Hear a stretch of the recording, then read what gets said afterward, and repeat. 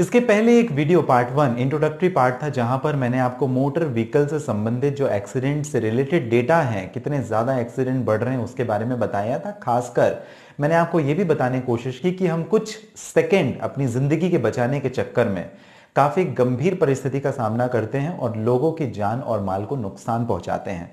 अपनी तो ठीक है, दूसरों की जान को भी हम घातक रूप से नुकसान पहुंचाते हैं। जी हां, मोटर व्हीकल अमेंडमेंट एक्ट आया 2019 का कानून, जिसने बदलाव किए, कानून को कड़ा किया गया।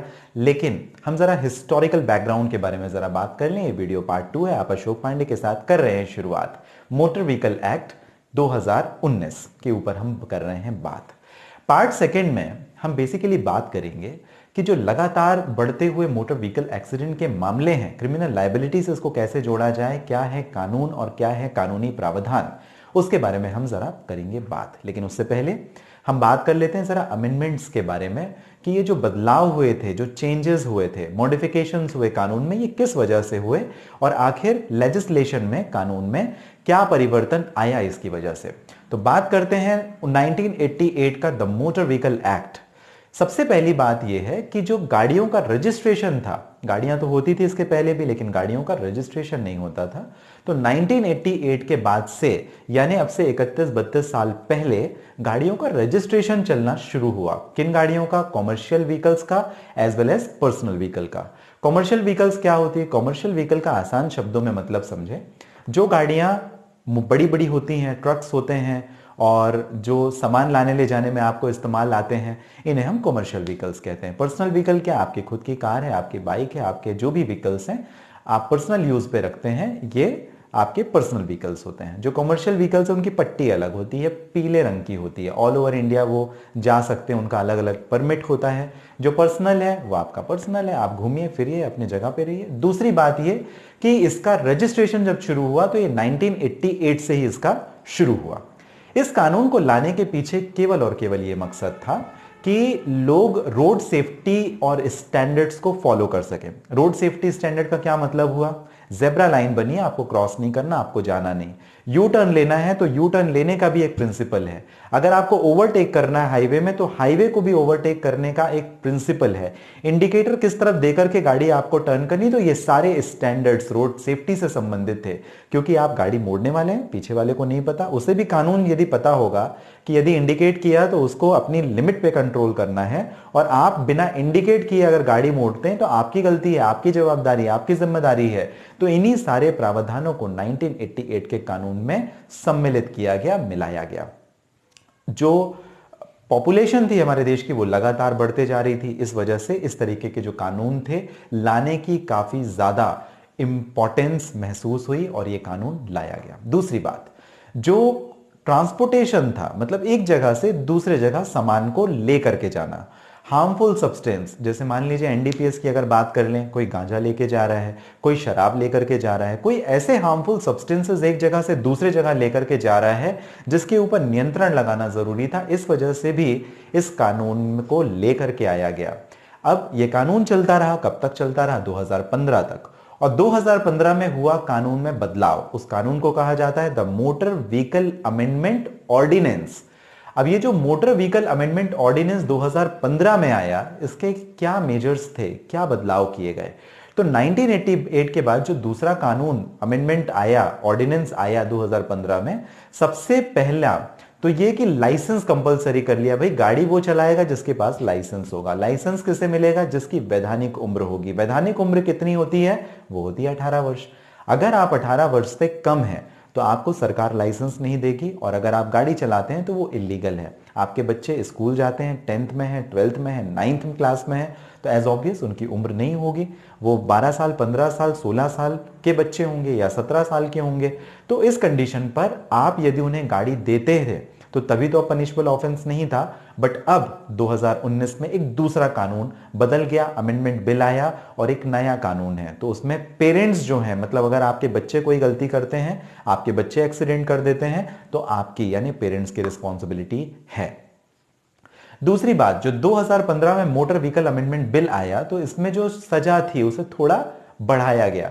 अब आप जरा समझिए 1988 में जो पनिशमेंट रखा होगा वो 50 रुपए, 100 रुपए, 150 रुपए, 200 रुपए, 500 रुपए का रखा होगा। 2015 में तब तक क्योंकि महंगाई काफी ज्यादा बढ़ गई थी, इस वजह से जो पनिशमेंट था उसमें हाइक हो गया, बदलाव आ गया, बढ़ाव आ गया। तो इस वजह से थोड़ा बदलाव किया गया, लेकिन उसके बावजूद आप और हम सुधरने वाले कहां थे। तो दोबारा से 2 साल के बाद दोबारा एक अमेंडमेंट आया जिसे हम मोटर व्हीकल अमेंडमेंट बिल के नाम से जानते हैं। 2017 का बिल था ये।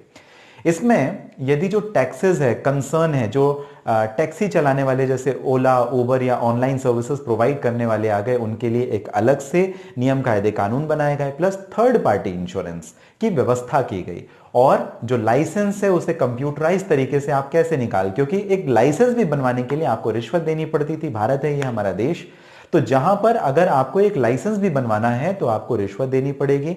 इन सारी चीजों से बचने के लिए और भ्रष्टाचार को कम करने के लिए 2017 का अमेंडमेंट बिल एक लाया गया, जिसे हम 2017 the motor vehicle amendment bill के नाम से जानते हैं।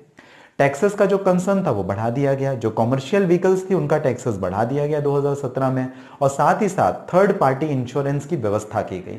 थर्ड पार्टी इंश्योरेंस का मतलब यह है, आप अपनी कार लेकर रास्ते में निकलते हैं, आपने किसी अनजान व्यक्ति को ठोक दिया जिसकी बहुत ज्यादा संभावना है, उसके पीछे मैंने कारण आपको इसके पहले जो वीडियो बनाया था वहां पे दिए। जब आप उसका एक्सीडेंट कर देते हैं तो अब वो क्लेम किससे करेगा? और अगर आपका इंश्योरेंस ही नहीं है तो हो सकता है आपकी रिस्पॉन्सिबिलिटी ही ना हो, आप बच जाए किसी तरीके से, लेकिन आपने सामने वाले व्यक्ति का नुकसान तो कर दिया। दूसरी बात यह कि जब थर्ड पार्टी इंश्योरेंस क्लेम किया जाता था उस समय जो एक्चुअल गाड़ी का ओनर था वो अपने आप को ऐसा बताता था कि वो इंसॉल्वेंट है, उसके पास पैसे नहीं, खर्च हो गए, मामला लंबे समय तक कोर्ट में चलता रहता था। इस वजह से थर्ड पार्टी इंश्योरेंस की व्यवस्था की गई, कंपलसरी किया गया कि यदि आप गाड़ी चलाते हैं, आप गाड़ी रखते हैं, अगर आप गाड़ी मालिक है, चाहे वो कमर्शियल व्हीकल है या पर्सनल व्हीकल है, तो आपको जरूरी होगा कि डॉक्यूमेंट्स तो आपके पूरे पूरे होने चाहिए। जो आप इंश्योरेंस लेंगे वो थर्ड पार्टी इंश्योरेंस आप लें, जिससे किसी ऐसे व्यक्ति का जिसे आप जानते नहीं, जिसे आप पहचानते नहीं, अगर उसका भी एक्सीडेंट कर दें तो उसके भी न्यायिक हितों की रक्षा की जा सके। अगली बात, कंप्यूटराइजेशन इस वजह से कर दिया गया, फटाफट लोगों को लाइसेंस मिलने शुरू हो जाएं और जो भ्रष्टाचार है, जो आप रिश्वत देते थे लाइसेंस बनवाने के लिए, वो कम हो जाए। 2019 में आया मजेदार कानून, ये नितिन गडकरी साहब ने लाया था, जो हमारे बहुत ही दिग्गज मिनिस्टर हैं, जो ट्रांसपोर्ट देखते हैं, जो रोड देखते हैं, जो परिवहन का जिनकी जिम्मेदारी है। तो उन्होंने एक नया कानून बनाया, जी हां, संसद ने पास किया और the motor vehicle amendment bill के नाम से कानून 2019 का जाना जाता है। इसके ऑब्जेक्टिव काफी स्पष्ट हैं। जो भी पनिशमेंट था, चाहे वो मॉनेटरी पनिशमेंट हो या आपको इम्प्रिजनमेंट से रिलेटेड पनिशमेंट है, उसे बढ़ा दिया गया और काफी सारे बदलाव किए गए। इसके लिए इस पर्टिकुलर वीडियो में अगर मैं आपको बताऊं तो मुझे समय की जरूरत पड़ेगी, जो मुझे लग रहा है कि अभी इस वीडियो में बताना ठीक नहीं है। थर्ड पार्ट जरूर ऑप्टिमिज्म के लिए आप जाएं, जहां पर हम थर्ड पार्ट में डिटेल में बात करेंगे। जो मोटर व्हीकल अमेंडमेंट बिल 2019 का कानून नया आया, क्या बदलाव किए गए, क्या क्या नए कानून के हिसाब से अब लोगों को मिलेगी पनिशमेंट या कितना कटेगा आपका फाइन, इन सारी चीजों के बारे में हम लोग बात करेंगे। और अगले वीडियो के लिए आप जरूर नेक्स्ट डे, आपको लगभग इसी समय पर वो अगला वीडियो भी आपको मिल जाएगा, जो पार्ट 3 हमारा मोटर व्हीकल से संबंधित होगा। फिलहाल इस वीडियो के बारे में आपका क्या कहना, आप मुझे जरूर कमेंट बॉक्स में मेंशन कीजिए। आप अशोक पांडे के साथ बने हुए थे ऑनलाइन लीगल एडवाइस में। अगर आप नए हैं, आपको करना है सब्सक्राइब, और मिलते हैं अगले वीडियो में। आप हमेशा जो कीमती महत्वपूर्ण समय मुझे देते हैं, इसके लिए आप सभी का बहुत धन्यवाद।